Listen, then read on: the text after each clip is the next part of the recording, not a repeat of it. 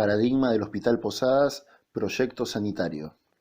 Durante la segunda presidencia de Juan Domingo Perón, el Ministerio de Salud, a cargo del Dr. Ramón Carrillo, comenzó la construcción del Instituto del Tórax, para la atención de enfermos crónicos con afecciones pulmonares, tras años de resistencia social a las dictaduras y los gobiernos para pocos que siguieron a 1955, en el cual el hospital reorienta las funciones al desarrollo de la investigación, cambiándole su destino original.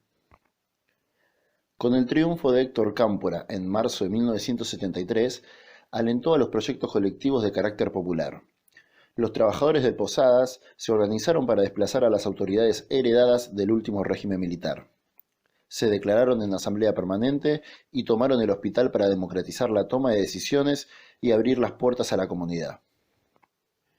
Con la fuerza y compromiso de los trabajadores y trabajadoras, se puso en marcha la construcción participativa del hospital abierto a la comunidad. Se propone hacer una aproximación del equipo de salud proponiendo un proyecto de promoción y atención de la salud en el propio barrio Carlos Gardel y hoy Presidente Sarmiento. El proyecto que ideó el Dr. Ramón Carrillo tenía como premisa básica la participación democrática de los trabajadores y trabajadoras y de la comunidad aledaña. Para ello, se realizaban asambleas conjuntas en el aula magna para decidir el funcionamiento diario de la institución y elaborar políticas sanitarias en base a las necesidades de los barrios aledaños. Cada integrante del equipo de salud se sentía parte de un proyecto colectivo. Todos sabían a qué hora entraban a trabajar, no importaba a qué hora salían. Y así ocurrió.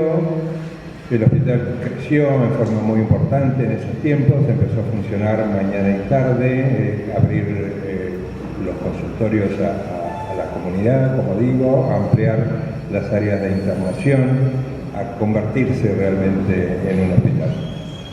Y seguramente esta era la causa fundamental por la cual pusieron los ojos en este hospital.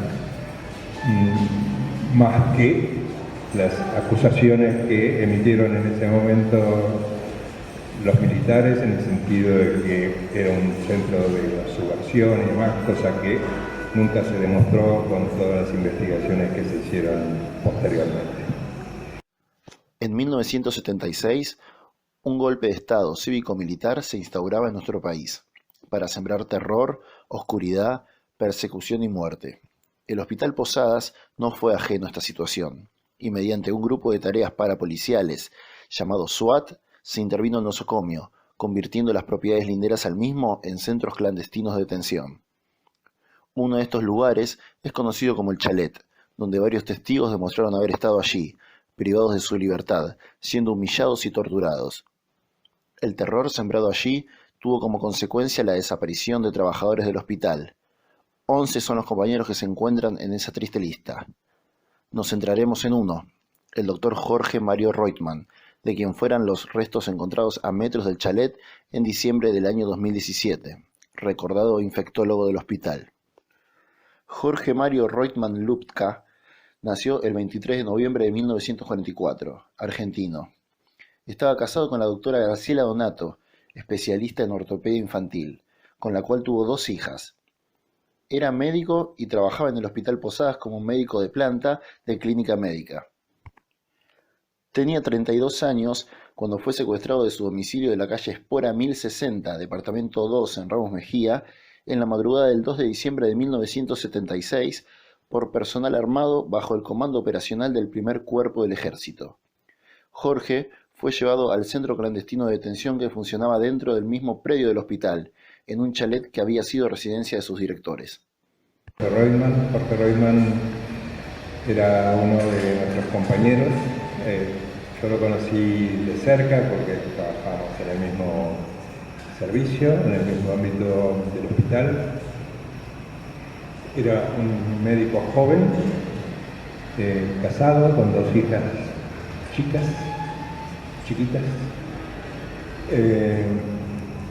No le conocíamos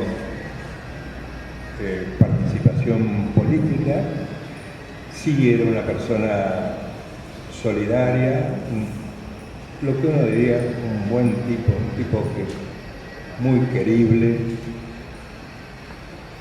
le gustaba el tango, tocaba la guitarra, era hincha de Chacarita, jugaba al fútbol, tenía su mujer y sus hijas, y se indignaba ante las cosas que estaban pasando en el hospital.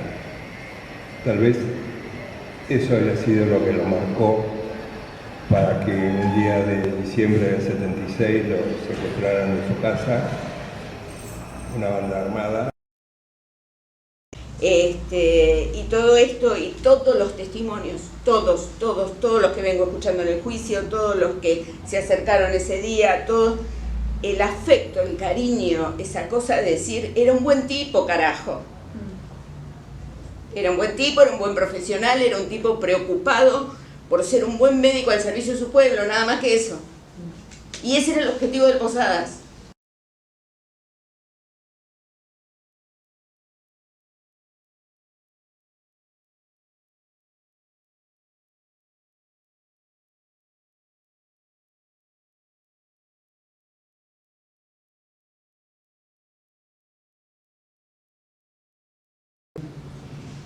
Cuando se enteraron de su detención, ¿cuáles fueron las medidas que tomó la familia?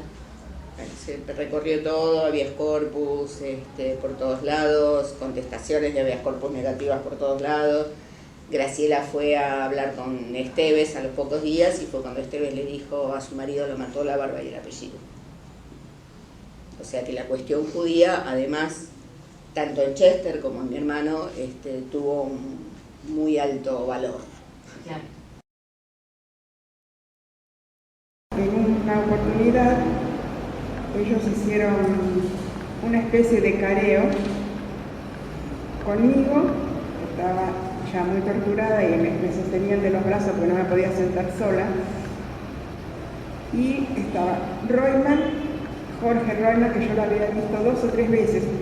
Bueno, después de ese careo que nos preguntaban las cosas más incongruentes, ellos tenían una radio que la tenían las 24 horas encendida permanentemente. Y yo un día, la radio se descompuso, no sé qué pasó, y empecé a oír quejidos. Había uno de estos individuos que actuaba de policía bueno, venía, a veces me traía un vaso de agua o un vaso de vino, o me llevaba al baño. Y entonces yo le digo, ¿quién se queja? Reumann, me dice. ¿Dónde está? Lo tienen ahí. Entonces cuando me lleva al baño, estaba la puerta de la habitación donde tenían a Reumann y la puerta del baño. Entonces yo le digo, déjame ver a Reumann. No, sí, bueno, me dejó verlo. Levanta la venda, lo miro a Reumann, estaba tirado, quejándose, inconsciente, tirada en el piso en un charco de sangre y orina. Entonces cuando viene este personaje que me atendía, le digo, ¿qué pasó? Dice, se murió Reumann. Vinieron los milicos a llevárselo.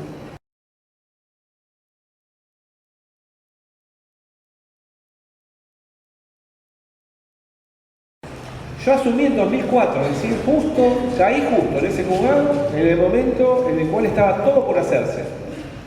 Bueno, a ver, ¿en qué están estas causas? Las causas me trajeron el expediente. La última hoja del expediente era de abril del 87. ¿Se entiende lo que digo? Yo como juez dije, bueno, trágame el caso. Entonces yo le pongo una nueva hoja diciendo, reactiva así esta causa. Octubre del 2004. Habían pasado 17 años de impunidad. Reflexión de Carlos Apesteguía sobre el Hospital Posadas. El terrorismo de Estado ocurrió aquí, entre estas paredes, en el suelo que pisamos. Lo soportaron nuestros compañeros, nuestros iguales, nuestros pacientes. Lo sufrió Jorge, lo continúa sufriendo su familia. ¿Por qué la dictadura se abatió sobre el Posadas con tal saña? La respuesta está en las víctimas y en el hospital mismo. Nuestros compañeros son un símbolo de lo que la dictadura quiso aplastar, de una Argentina que quiso ser más justa y solidaria, de una juventud generosa, con ideales y determinación. Jorge es un ejemplo. Los restos del médico Jorge Mario Reutemann fueron hallados en el 2017. El equipo argentino de antropología forense se encargó de exhumar los restos el 8 de noviembre de ese año. Estos fueron advertidos por operarios que estaban cavando una zanja para realizar un desagüe en el Hospital Posadas, precisamente a 25 metros del famoso chalet, donde funcionaba el centro clandestino de detención. Está enterrado en un pozo de 1 metro, a 60 centímetros del piso, desnudo y con las manos y los pies atados, y una atadura en el cuello.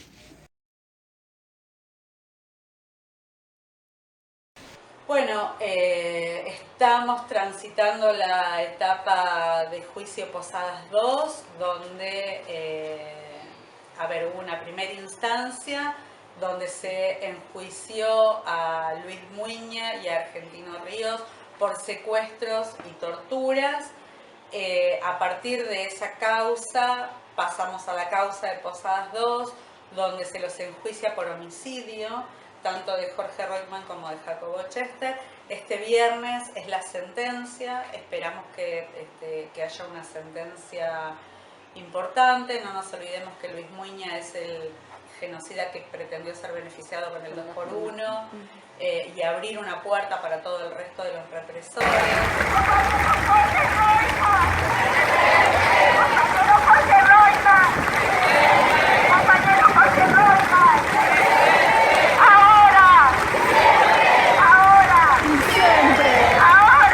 Es importante que la gente de la edad de ustedes conozca la historia, para que nunca más.